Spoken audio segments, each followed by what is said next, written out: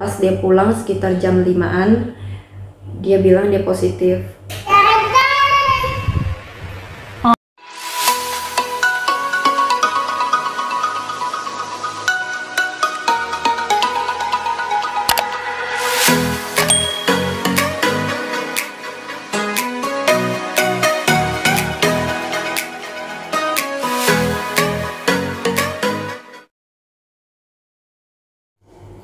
Hai teman-teman, jumpa lagi di channel aku Sung Lin.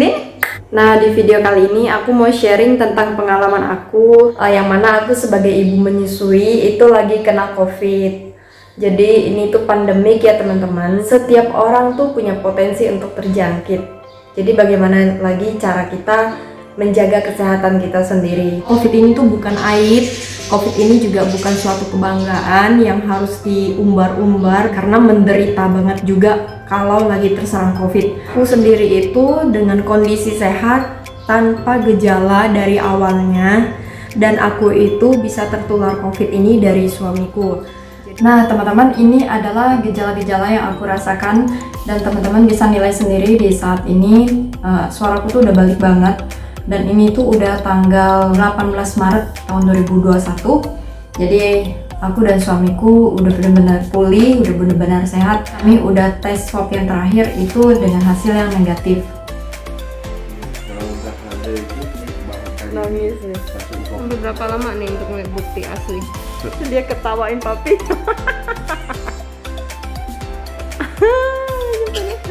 Gimana? Anyang? Oh gitu. Ada aromanya, udah ada aromanya. Aroma itu ya, aromanya tidak ada sama sekali loh. Kayak aroma obat gitu loh.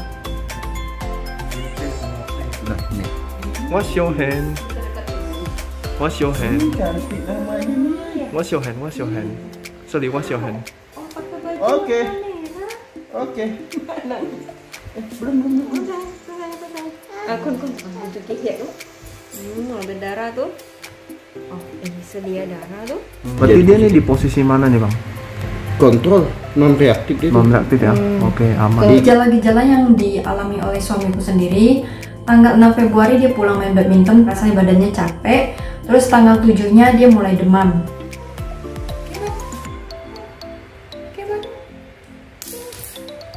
Demam ringan banget, dan dia bawanya tiduran aja, dia selimutan pakai kasur tipis supaya katanya tuh keringatnya keluar lebih banyak dan lebih cepat sembuhnya.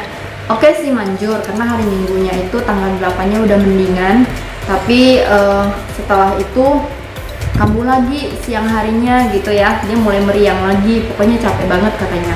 Sebenarnya sih dia kalau dari sisi demam panasnya hanya sampai 37 derajat. Tanggal 8 Februari tahun 2021 berarti hari Senin ya. Di hari Senin itu dia suamiku udah mulai batuk, pilek, tapi masih kadar ringan juga. Nah di tanggal 8 itu aku baru perhatiin sekarang ya, aku baru ingat sekarang kalau di situ badanku tuh sebenarnya udah ngerasa nggak nyaman. Jadi mulai keluar keringat dingin tuh, tapi nggak langsung ekstrim ya teman-teman. Ini tuh awal mulanya banget gitu kan. Jadi aku pegang badan aku tuh dan aku sadar itu setelah tanggal 9 ke tanggal 10-nya. Dan tanggal 9 Februari tahun 2021 aku keringat dingin tadi kan ya. Ini keringat dinginnya tuh udah mulai banyak dan aku tuh ngerasa nggak nyaman banget, gerah. Tapi gerahnya gimana ya, kalau ketiup angin tuh rasanya seperti orang habis sakit. Terus aku perhatiin ya, bibir aku tuh pucat, jadi agak sedikit biru gitu, pucat. Pokoknya nggak kayak biasanya, nggak kayak normal gitu. Terus langit-langit aku itu ngerasa agak hambar kayak gitu ya. Jadi kalau mau makan tuh berasa kayak nggak plong, nggak kayak biasanya, nggak kayak normal. Sementara aku tuh merasa aku nggak sakit sama sekali gitu kan. Memang sih aku agak sedikit kecapean karena waktu itu kan selama suami aku sakit aku handle semuanya sendirian di rumah. Untuk anak juga, anak ikut aku terus gitu ya, nggak ada yang gantian. Lagian agak takut juga mungkin suamiku pegang anak aku karena dia kan lagi demam gitu ya. Tapi di sini kita nggak ada kepikiran sama sekali tentang COVID. Terus di tanggal 10 Februari aku itu mulai bersin. Tapi bersinnya ini mungkin pikir karena beberapa hari kemarin aku tidurnya kurang banget gitu ya. Intinya sih aku kurang tidur. Jadi kalau aku kurang tidur, mata aku tuh bakal kering, dan aku tipe orang yang matanya kering. Kalau udah kering, pasti dia bakal naik ke sini, terus bakal bikin aku bersin-bersin. Kali ini bersinnya nggak parah-parah banget gitu ya. Bersihnya tuh biasa, tapi air hidung tuh netes saja, itu air cairan banget gitu. Tanggal 11 Februari tahun 2021, pas di hari Kamis. Nah, di situ suami aku bilang mau tes swab. Namanya tes swab tapi antigen punya. Dan ternyata dia positif. Terus datanglah perawat itu ke rumah untuk ngetes aku juga. Dan ternyata aku juga positif. Suamiku bilang dia udah nggak bisa cium apa-apa. Tanggal 11 ini aku sendiri masih bisa cium aroma, tapi udah nggak setajam biasanya. Dan aku baru sadar kalau penciuman aku itu cuman tinggal 50%. Kak, bless you. Udah sayang. Dan untuk di ini tenggorokan, kerongkongan itu kering kalau malam-malam. Kemudian tanggal 12 Februari tahun 2021 itu hari Imlek pertama kami.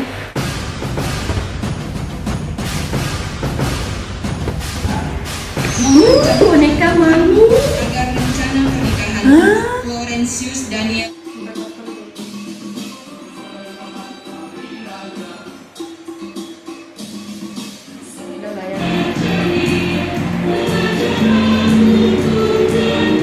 itu hari Jumat, dan di sini penciuman aku benar-benar sisa sedikit, dan aku harus menghirup dalam, nafas dalam banget baru bisa cium aroma. Tapi teman-teman, di tanggal 12 Februari ini keringat dingin aku tuh udah mulai enakan, udah mulai berkurang, jadi aku tuh udah nggak berkeringat yang berlebihan dan netes-netes lagi gitu ya.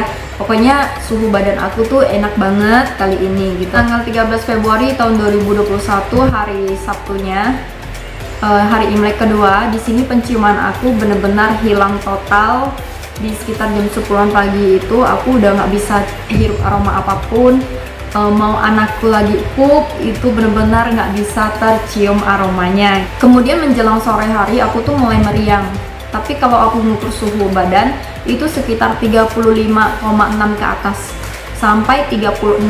Jadi suhu badan aku paling tinggi itu 37 derajat aja. Dan di situ aku nggak ngerasa demam ya teman-teman, meriang aja.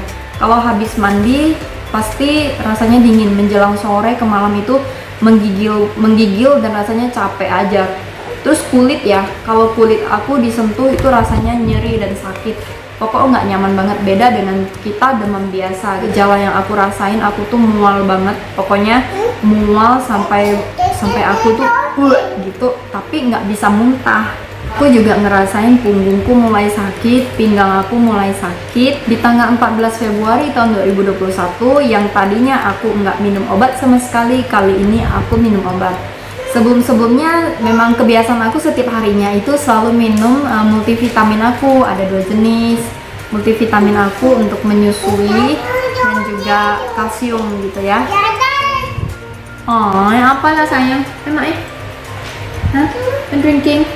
Aku disarankan oleh teman kami yang profesinya dokter, dibilang nggak apa-apa, ini minum aja obatnya. Dan kami juga selalu konsultasi via telepon dengan dokter yang ngetes dari pertama itu. Dan dokternya bilang aku boleh banget untuk minum ini. Terus suamiku bilang ya indera penciuman dia kan waktu hilang total itu memang nggak bisa cium aroma apa-apa. Tapi dia bilang dia bisa mencium sekilas-sekilas itu seperti ada aroma belerang di dalam hidungnya. Di tanggal 15 Februari tahun 2021, di sini aku diare dan bisa ke WC bolak-balik tuh sampai 5 kali dalam sehari. Pokoknya perut tuh sakit banget. Padahal makanan kami itu yang nggak ada yang namanya pedas, semuanya serba rebus. Makanan daging aja aku pakai rebus, yang sayur-sayur juga aku pakai rebus, kalau nggak pakai tim gitu. Tenggorokan wajib banget dijaga, jangan sampai ada panas dalam lagi.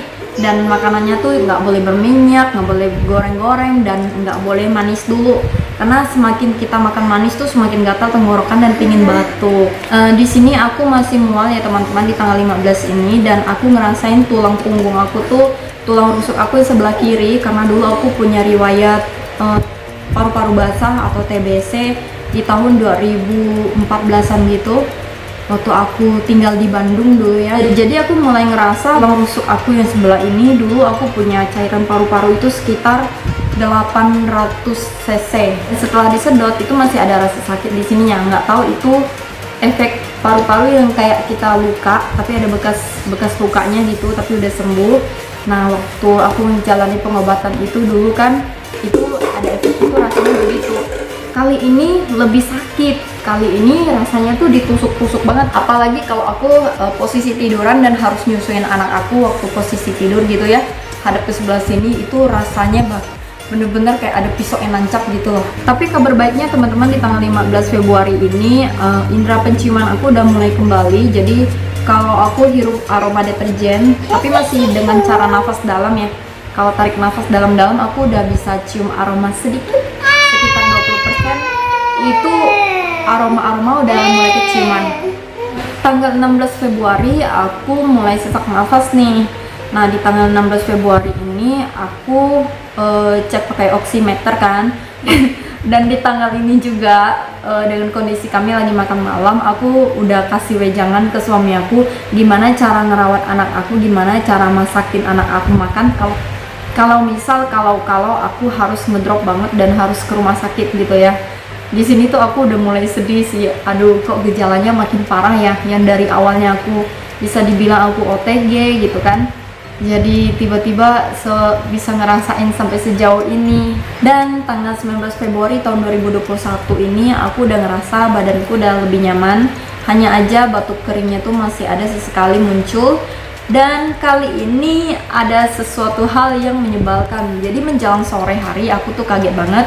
Di situ paha aku, bagian paha ke bawah, bagian paha terus menuju ke perut, itu kok timbul apa sih, kayak berpulau-pulau bentol-bentol besar banget, segini-gini besarnya.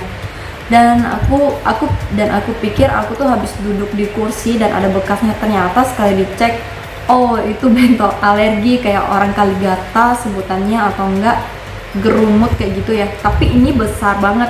Dan awalnya nggak ada rasa gatal, jadi gatalnya tuh kebesokan malamnya itu benar aku garuk-garuk banget di situ. Ini terjadi selama 3 hari dan setelah itu baru mereda. Sempat sampai bengkak di bagian mata. Pokoknya hari kedua itu dari tanggal 19 berarti 2021 itu badan aku tuh udah bengkak banget, bengkak dan gatal. Pokoknya nggak nyaman lah. Tapi gejala yang kayak meriang segala macam tadi tuh udah mulai mendingan. Sesekali bakal masih muncul sih. Hari ini udah tanggal 25 Februari tahun 2021, hari Kamis, dan aku ngerasa sehat banget, aku nggak ada lagi keluhan. Akhirnya di tanggal 28 Februari kami tes ulang. Hampir 1 bulan kami isolasi mandiri dan di situ kami tes swab. Puji Tuhan saat itu udah negatif. Teman-teman, COVID ini tuh bisa menular kalau ada droplet atau percikan dari mau kita bersin, dari cairan yang keluar dari mulut, dari hidung, itu bisa. Kalau dari mata aku masih nggak tahu ya, aku kurang tahu, aku juga nggak cari tahu banget sih ini. Dan posisinya waktu anak aku udah nggak bisa mikir lagi anakku gimana. Yang aku pastikan anak aku itu sehat, dia masih aktif bermain kayak gitu dan nggak ada rewel sama sekali. Aku tuh udah seneng banget gitu. Aku ada cari tahu bahwa untuk ibu yang positif COVID, selama kondisi dia masih sehat, masih kuat untuk nyusuin, itu nggak apa-apa banget, itu boleh banget. Ketimbang berhenti nyusuin, manfaat ASI itu lebih besar ketimbang COVID-nya itu. Makanya aku tetap nyusuin. Jadi aku kasih anak aku nyusuin seperti biasa. Yang pasti aku jaga tuh kebersihan tangan. Setiap kali aku menyentuh anakku, aku pastikan aku tuh nggak nyentuh muka dan aku cuci tangan pakai sabun gitu. Ada bersihkan juga area PD gitu ya. Aku bersihkan dulu, aku lap dulu pakai kain yang udah dicuci bersih dengan sabun. Dan setelahnya baru deh aku susuin anakku. Teman-teman, sampai di sini dulu videonya. Terima kasih udah nonton video kita. Sampai jumpa di video berikutnya. Semoga videonya memberikan manfaat ya.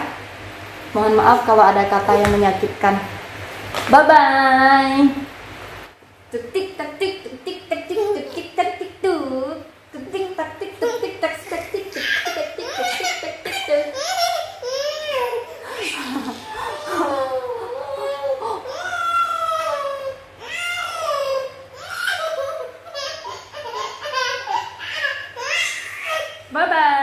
bye. Bye bye. Kiss bye. Sampai jumpa di video berikutnya.